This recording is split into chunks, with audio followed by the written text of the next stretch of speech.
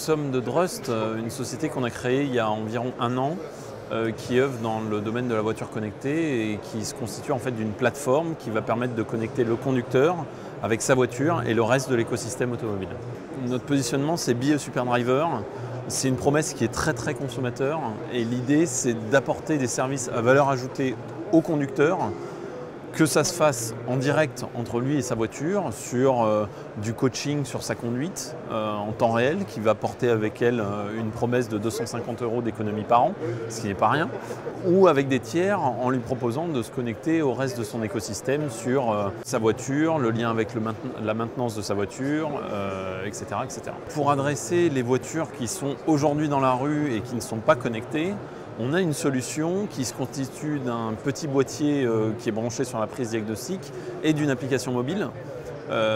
et qui exploite donc des technologies qui sont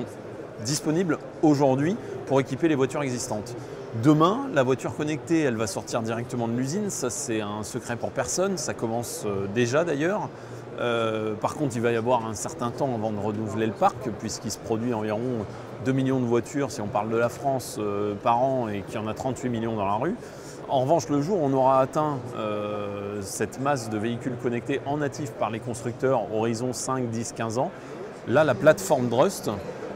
qui est finalement une plateforme d'algorithmie, elle a toujours une raison d'exister pour exploiter les données qui vont sortir des véhicules connectés en natif, à destination, encore une fois, du conducteur pour lui proposer des services à valeur ajoutée autour de la conduite et